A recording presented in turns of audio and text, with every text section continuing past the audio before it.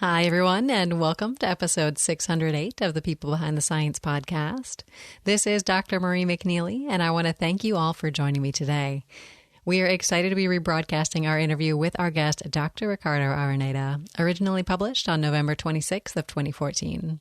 Listeners, Ricardo is a sensory neuroscientist who uses the olfactory system as a model to improve our understanding of how neuromodulators, like acetylcholine and noradrenaline, influence sensory processing in the brain.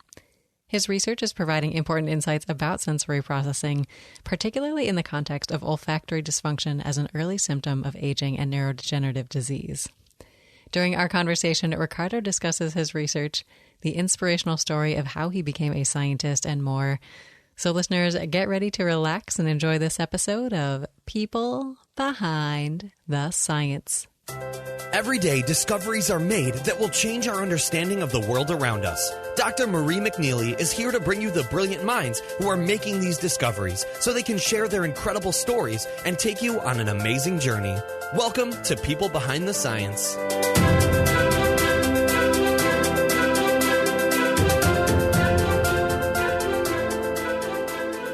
Hello, everyone, and welcome to another episode of People Behind the Science. I am thrilled to be here today with Dr. Ricardo Araneda. So welcome to the show, Ricardo. How's everything going today? Very good. Thank you. Thank you for actually having me here. I really appreciated this invitation. Absolutely. We are delighted to have you on the show today. Now, listeners, Ricardo is an associate professor in the Department of Biology at the University of Maryland. He completed his undergraduate studies in biochemistry at the University of Concepcion in Chile and his undergraduate thesis project at the Catholic University in Santiago. Afterward, he came to the U.S. to conduct research at St. Louis University. Now, Ricardo received his PhD from Albert Einstein College of Medicine and served as a postdoctoral fellow and then associate research scientist at Columbia University before joining the faculty there at the University of Maryland. Now, Ricardo is here with us today to tell us all about his journey through life and science. So today, Ricardo, we are excited to get to know you, both as a scientist, but also as a person. So can you take a few minutes to tell our listeners what you like to do when you're not doing science? Well, when I'm not doing science, it's very difficult not to be doing science all the time. When you're level, you have people, you're sending email. But I try to do things like I bike. I like biking. At least twice a week, I bike to the university and then I bike over the weekend. I have a dog. I love to take the dog to the beach and go running with him. So I do other things, hobbies like I like painting, I like photography, and I try to, work on it, learning techniques and so forth. Fantastic. Well, it sounds like you have a wide variety of different hobbies. That's awesome that you're able to spend some time doing photography, doing painting, enjoying some time with your dog outside. I think that's fantastic. So great to hear about how you like to spend your time when you're not at work. Now, can you tell us a little bit more about your scientific side, about this work that you do? In particular, how do you describe what you do to someone who's not in science? That's the question of the... It's very funny because it's the one thing that I do a lot of actually undergraduate mentoring. And I always tell my students that you always should have 1 minute answer if someone asks you, what are you doing? Mm-hmm. And it has to be at any level. You're talking to high school students. So, and then the question is turned out to me now and I have to do this. Right. I've got my timer ready, so go ahead. In general, people that I study the sense of smell, I think odors are such an important form of communication for most animals that we're not aware. It's all for people like us that have a dog. And when we walk with them and we see how they enjoy sniffing other dogs and, every tree that they can find, we appreciate how important. And for us, we don't realize sometimes how important is the association of odor with food. So most of the stuff that we like about food has a very strong component of odor.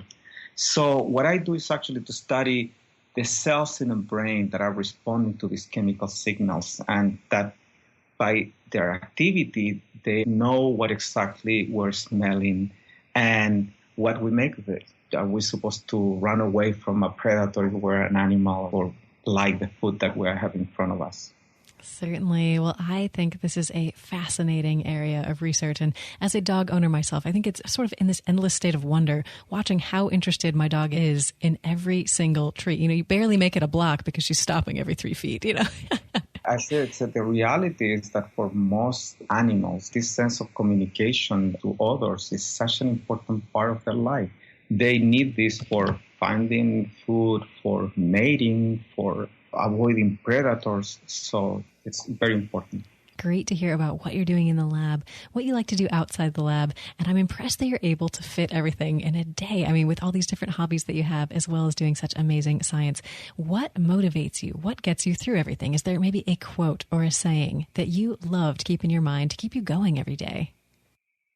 Well, I think there are like many quotes. I think I'm actually one of those people that don't send quotes like at the end of their emails. Right. People do this. I think there are certain things that I've heard sometime in my life that I consider very important, and I know that they're part of, someone saying something.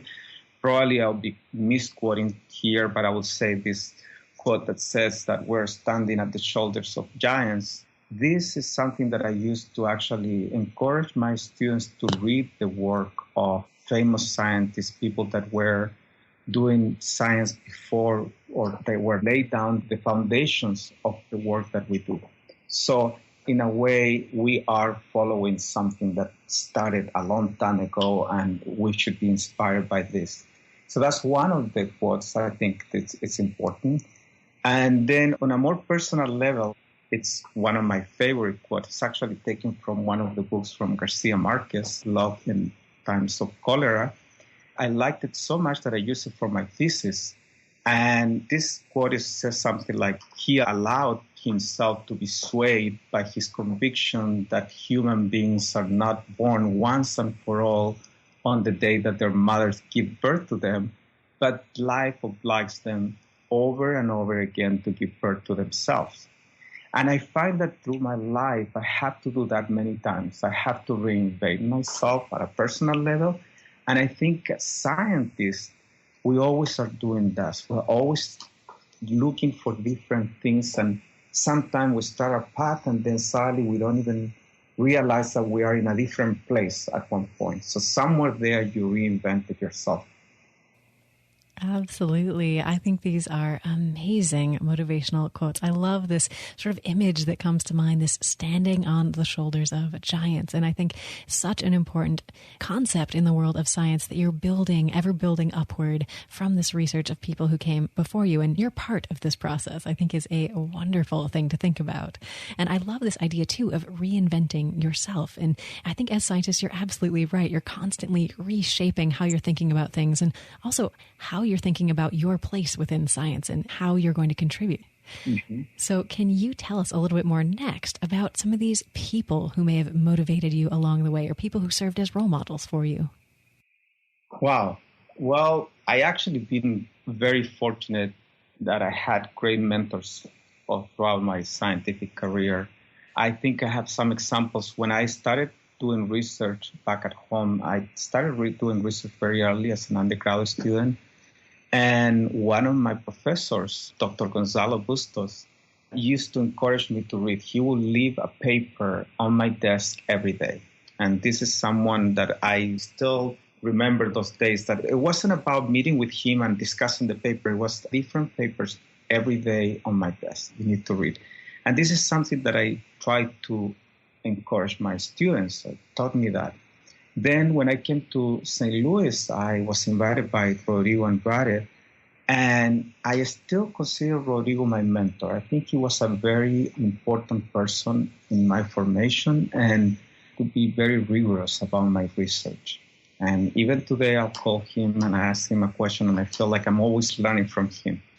Then Mike Bennett, my thesis advisor, I think what he gave me is that idea of a true professor of neuroscience, someone that is not just narrowly focused on some small problem neurobiology field, but knows about everything.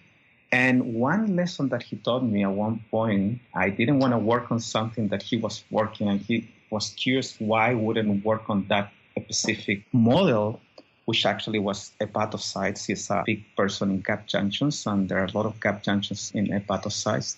Mm-hmm. And I said that I didn't want to work on it because I wanted to study neurons. I didn't want to study liver.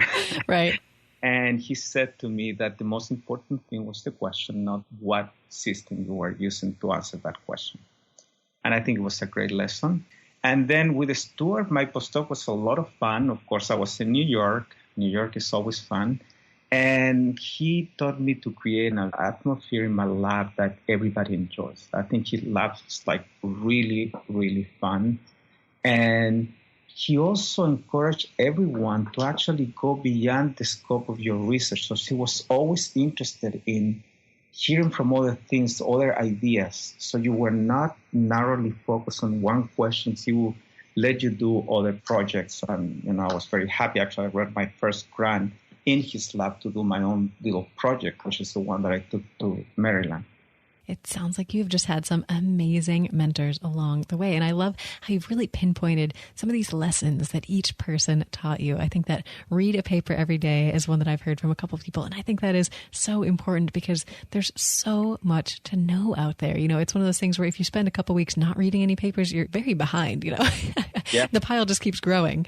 So great advice. And I think certainly asking these good questions about interesting systems and really being able to ask these questions that go beyond your narrow scope of your research is very important in science, as well as creating this lab environment that's friendly and open to questioning and having students come in and out and learn things there.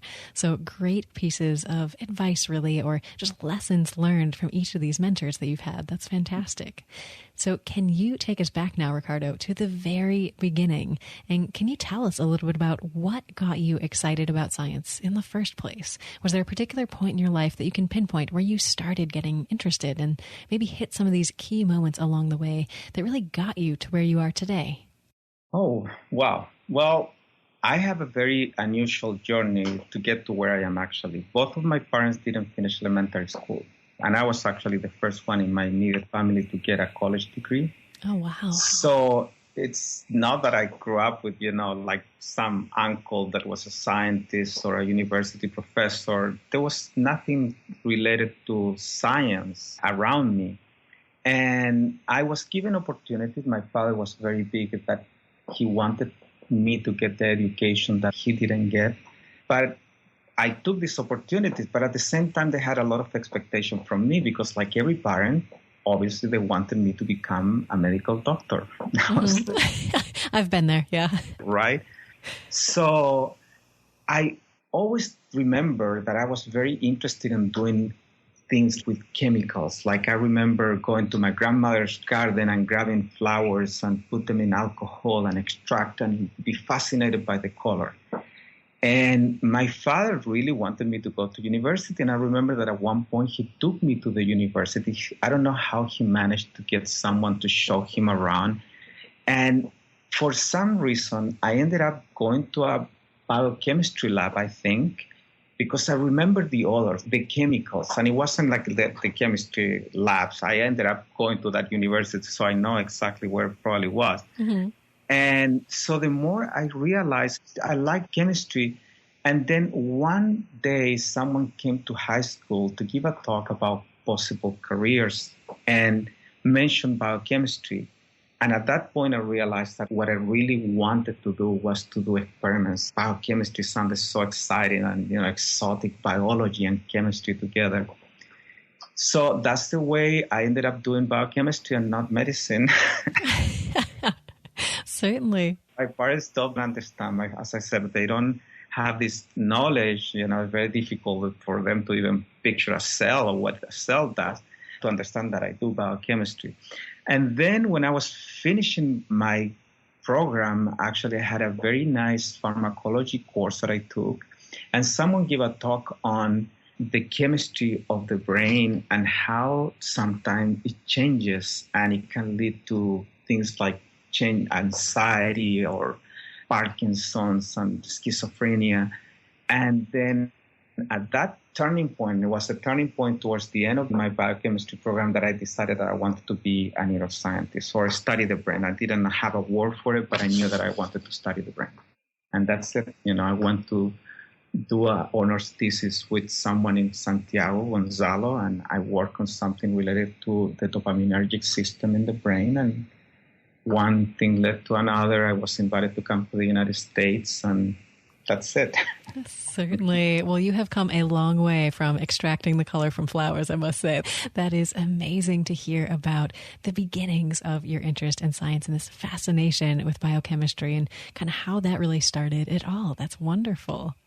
So was it particularly challenging when you first came to the U.S. from Chile and kind of making that transition there, going to the University of St. Louis? It was actually, because when I was in Chile, I would get so nervous because I was an undergrad. It was Chile, so it's nowadays much easier to get all the chemicals very fast. But at that time, I remember that, it was a very thoughtful thing that you needed to go through to order something, what amount you needed, and so forth. So you always have to ask permission to your boss to buy something. Mm-hmm.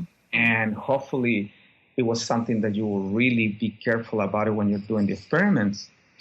And then I came to work with Rodrigo. First of all, there was the language barrier. I had a hard time getting used to the language. But at the same time, I have to say that, these people are really nice in St. Louis. I have the best memories in St. Louis. So I had people have so much patience to teaching me English.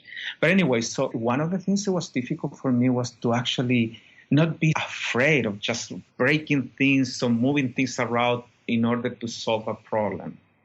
I would go and ask him, can I do this? I just like, why are you asking me? Just do it.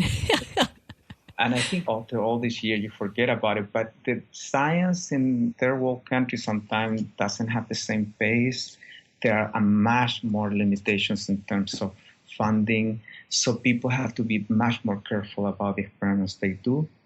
And here, sometimes we forget we can repeat things, or we can just order an antibody and this next day here and we do the experiment and so forth. So. Certainly. Well, it's great to hear about your experiences getting immersed in this new scientific environment. And I think it's almost overwhelming when you suddenly have this much freedom. You're like, wait, I don't have to ask, I can just do it. Exactly, just that kind of thing. Absolutely. I think a lot of graduate students can resonate with that, kind of getting thrown into a lab and you sort of know what you're doing, but you sort of don't know what you're doing. And all of a sudden you have this freedom to be designing and conducting your own experiments. I think that's fantastic. So we've heard a lot about your journey and how you got to where you are today. Now, Ricardo, I'm curious to hear about one of these projects that you are working on that you are so excited about. Well, we are actually studying these circuits in the brain that actually help us to decipher or to understand other signals. But in particular, a bit more specific about what we do is actually we try to understand how the circuits that do this are regulated by circuits that are from other parts of the brain, and they regulate the way that you perceive the world. I would like to give an example. Sometimes you're actually ready to cross the street. You have to be very attentive of cars. So you're paying attention to the cars. You're not paying attention to some bird that is flying somewhere around you, right? Mm-hmm. And for the same reasons, animals, they need to actually pay attention to important signals. Sometimes there's signals that said, hey, there is a mate somewhere there that you should meet. Or sometimes the signals are chemicals that say there is a predator around. So somehow your brain has to tune to this. So those are the neurons that now we're studying. We're kind of moving a little bit more into the brain. We started in the olfactory system, but we're looking more to these neurons that actually lead you to be more attentive to these signals. And not only to the sense of smell, but also the auditory system or the visual system. That sounds like a fascinating project. And I think constantly we are being bombarded with all this sensory information. I can't even imagine how our brain goes through that process of sorting it all out to allow us to only focus on sort of the things that are most important at that moment. So, at that moment, you need to look for cars when you're crossing the street. If there's a bird, it's okay. Yeah, that's exactly. You mentioned you focus a lot on olfaction. And I think with all these competing sensory stimuli, things we're talking about and how the brain deals with it, are there certain senses that you're competing or certain different types of stimuli right now that you're competing in an experiment? In the experiments, actually, right now we're trying to look more for what are true social behaviors. We're looking at social behaviors and trying to figure out how they really are commanded just by olfactory information. It's a very difficult question, actually. There are other things that actually involve social behaviors. In mating, we can think of things that actually go through the hypothalamus. So this is one of the things that my lab actually is spending a lot of time right now, is how to assess olfaction within social behaviors. Very interesting. Well, those are fascinating research projects and exciting to hear you're making headway examining some of those questions. And I think, Ricardo, we've talked about a lot of the exciting aspects about careers in science and about your journey in particular in science. And we chatted a little bit about some of these challenges, some of these struggles that you faced, especially when moving from Chile to the United States to do research. Can you think back now across your career to one of these points where you were really challenged with something, maybe one of these points where you had a major failure, and tell us a little bit about it? I think every scientist has these moments in their career, and I think oftentimes we just hear the success stories. We don't always hear all the hard work and struggle that came before it. So can you share one of these with us today and how you worked through it? Well, I think the most common struggle I say everyone is going through these days is for funding. Certainly.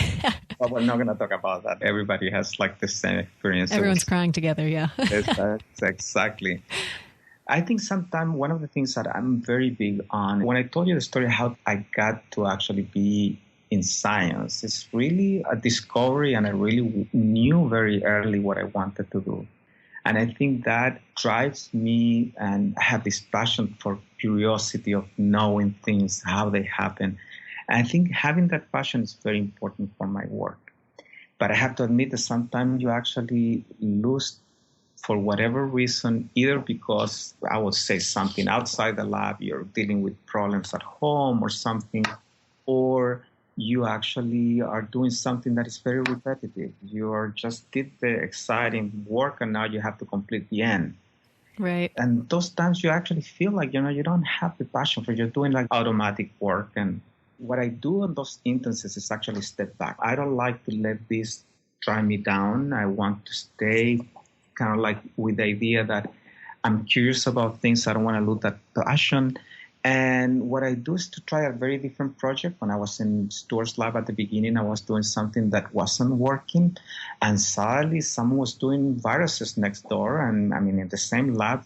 And it wasn't something that I needed to do, but I thought I would love to learn how to do viruses. And I started doing molecular biology, had the training, but it's not something that I actually have worked on. And I thought it was very rewarding. So like suddenly this idea of being able to actually switch to something, learn a new technique, learn a new tool that maybe at the moment is not leading you to anywhere, but eventually you can use it. And I don't do virus in my lab, but we use viruses. And when I think about the process that's going to make them, I know that I did it already and I know what's going on. So that's basically sometimes to keep yourself excited about what you're doing when you have either something within the project itself that is taking you away from that, or external factors that, it's life. People have lives and you have to deal with it. Of course. Well, and I think there's a lot more tedious, kind of mundane work as a scientist than perhaps a lot of people realize who might not be familiar with the field. I think you spend a lot of your day, especially when you look back at your grad school days, counting things or looking for a bump in a signal. These they're not particularly exciting things, right? You spend hours, like you said, just doing this one little, almost what seems like a mindless task, although you do need some level of expertise to be able to identify things to count, or, whatever the signal might be to look for. So I think it is sort of these mundane, specialized, but very almost boring things that you spend hours doing, and you need that mental stimulation. So I love how you described you would try something new, learn a new skill, learn a new technique. And I think that is a great way to break this cycle of tedium when you need to escape for a little while and learn something new. Yep. fantastic. Well, great example of a struggle. And of course, I think funding is something that is, like you mentioned, hanging over everyone's head. So great to hear a little bit of variety. Get a different one in here. So I don't just want to talk about these tough times, Ricardo. Can you tell us next about one of these success stories, something in your lab that has happened maybe recently that has really meant a lot to you? And it can be one of these big successes like a paper or a grant, or even one of these smaller successes along the way. I think that one of the most rewarding things to me, and I would just say I always, when I talk to someone about research and science, so what I do is that I went into this academic field because I wanted to do the whole thing in training people, teaching, and answer the questions that I wanted to answer. So one big aspect for me of this is actually mentoring. I'm very big on mentoring. So last year, I graduated my first grad student, Alexia, and actually she was working in a project that uses electrophysiology. And actually, there are not too many women in science that do electrophysiology. It's a very male-dominated field. Life is changing, but traditionally, there are not too many women doing electrophysiology. So I was very proud by her work. So that was something that I thought it's kind of like make me feel really proud. Sure. And then this year, actually, my colleagues at the university chose me as the mentor of the year. And for some reason, at the same time, I was getting from the university honors program the undergraduate mentor of the year. So to me, I did this because this is what I wanted to do. And this is very rewarding to get this level where you say, okay, I'm doing a good job in my mentoring. Absolutely. Well, congratulations, Ricardo, on those awards. And I think mentoring is such an important part of being in science. You know, I think it's one of these things that a lot of scientists are really excited to be a part of, thinking back on these people who mentored you, who were really inspirational to you, and then being able to be that person for another student or a postdoc. So I think that is fantastic to hear about these successes in mentoring. I just think it's amazing sometimes that we don't even notice that, you get things that your advisor passes to you, a way of looking at life, a way of reading, or your style of writing, your style of criticizing. There are so many things that you grab along. You're going with your graduate mentor. I had an undergraduate mentor. And that's why I think that mentoring is almost like where your life is centered.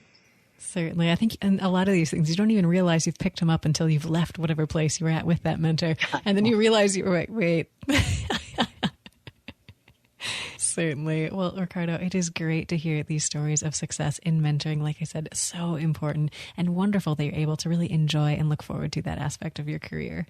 Well, and I think we've chatted about a lot of the work that you're doing, a lot of the things that you like to do. And I think scientists keep so busy. It's always amazing to me that you're able to get everything done.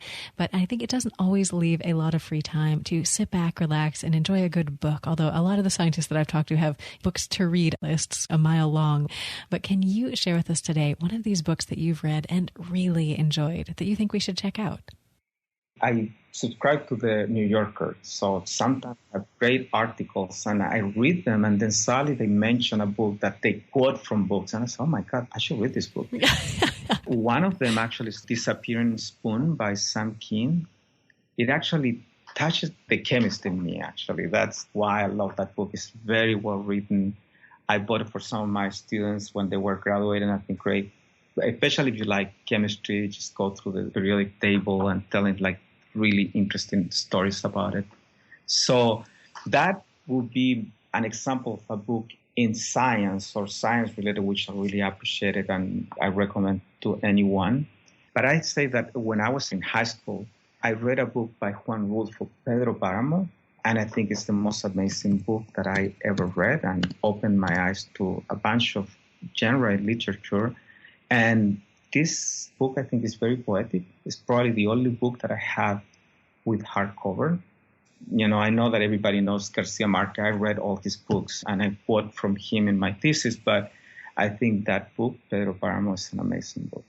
Well, fantastic recommendations. I'll have to put them out there on our resources tab on our website for our listeners to check out. And I know I'm the same way. I keep picking up little books, titles here and there, or quotes, or, friends will recommend them. And I just need to sit down and read them at this point. The list is getting too long. Yeah. Absolutely. Well, Ricardo, fantastic to hear about some of these books that you've really enjoyed. And I think one of the reasons that I love getting these book recommendations is to take with me on trips for travel. And I know scientists get so many wonderful opportunities to travel in their careers, things like conferences, working with collaborators. And I think a lot of these opportunities are just amazing. You go to a variety of different places. So can you think back on all these places that you have traveled for science and tell us about your favorite and what was it about this place that made it so special? Well, my favorite place is still my favorite place. It's the place that I still go every year. I've been very fortunate to go. I'll explain. Actually, my fondest memory is going for the first time to the Marine Biological Laboratory in Woods Hole. I took the neurobiology course when I was in my first year of grad school. And it's such a great place with long tradition of amazing scientists, especially in neurobiology. And there are people coming from all over the world, scientists that know each other, people that never coming for the first time. It's right next to the ocean. In the summer setting, it's near Martha's Vineyard. It's a beautiful place to work. And there's always something going on. You work, the whole week to Saturday and Sunday. There's always some social gathering where you meet people. So I really love working there. And I had a chance actually to go there after I took the course. As a graduate student, I used to work on a project that was not related to my thesis. I used to work on skates and trying to understand how they use electrical signals to communicate. And then I've been very lucky that about 6 years ago, I was invited to teach in the neurobiology course. So now I go as a teacher and I teach this, great group of young scientists, all these experiences and things of being, having been a student and now from the other side, I get to be a teacher in the course. Well, that is wonderful. I must say, I've heard amazing things about that place. Great to hear that you have been able to go back. And I love this description of seeing it now from both sides, going as a student and now going back as a teacher, being able to share that almost magical experience now with new generations of students coming in, being excited about science and really being immersed in the science, through social interactions with different scientists, as well as just doing amazing research and learning incredible, new techniques and stuff while you're there. I think that sounds fantastic. So great to hear about one of these places that really holds a special place in your heart and you've enjoyed visiting almost year in and year out. I think that's wonderful. And I think in addition to some of these travel opportunities, you get to work with some incredible people as a scientist. And this might be through different labs that you've worked in over the years, or even in your own lab today, having students work through them. And I think with these creative and oftentimes very funny people all working closely together in these lab and research groups, you get some quirky traditions that spring up and even just hilarious science memories that you can look back on fondly. So can you share with us today, Ricardo, one of your own quirky traditions in science or a funny lab memory? I have a lot of I don't know. I think I mentioned Stuart's lab in New York. I think New York is such a great place to be when you're doing your graduate school or postdoc. I think the lab was a lot of fun, and I insist that he really wanted people to have fun. I think he went to a graduate school after working on theater. So you could see that in the way that the lab interacted. And so one of the graduate students used to play in a band. He wrote electronic music. So we used to go as a lab quite often to very obscure venues in the Lower East Side or Brooklyn. So I got to know a lot of cool places when I was there in the lab. And the Stuart is a very bohemian person. You always can find him after a certain time at a bar and meet him later for drinks and discuss science with him. We always find a very interesting group of people. Here in the lab, I think it's just different. I have a very diverse group. We celebrate birthdays and we have like an events committee. So people have to actually organize trips, and we do like a tubing trip every summer and we celebrate birthday. And because it's a very diverse group, sometimes we get to try food from very different places and see, people sometimes the faces they make when they're trying something that they never tried before. But I don't know, this is probably one more local experience. Absolutely. Well, it is great to hear about these past traditions, kind of checking out all the cool music venues. I'm sure you never ran out of places in New York City. My goodness. That is fantastic. And then, of course, in your own laboratory, bringing the fun and making it an excellent environment for your students. I love this idea of an events committee. And I think that's something where, I remember sort of haphazardly throwing all of our plans together, like, oh, it's someone's birthday today, go get a cake now, kind of thing. So great to have that in an organized fashion. I'll have to pass that on to different laboratories. Mm-hmm. Well, wonderful to hear about these memories and traditions that have really made your experience in science so great. Now, in addition to some of the research we've talked about today, I love to chat with scientists about some of their unanswered questions, some of these projects that they would love to have the opportunity to work on, but maybe there's things standing in the way. So can you tell me today, Ricardo, if things like funding and staff and technology and feasibility, all these normal constraints on research, were not an issue, what is one question that you are just dying to know the answer to? Oh, wow. All right. So I don't know. I guess I will be doing a sabbatical every 6 months.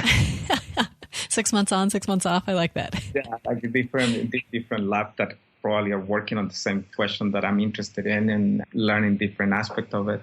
Yes, unfortunately, I think that's one of the problems. We start with a big question. And I said at the beginning that I took this pharmacology class and I was mesmerized by the chemistry of the brain and how it goes wrong and suddenly you're schizophrenic or depressed. And I think that I'm not there. I mean, I'm studying the brain, but I'm working on a different question. That's why I ended up a study of olfaction and how this is regulated by neurons of different parts of the brain.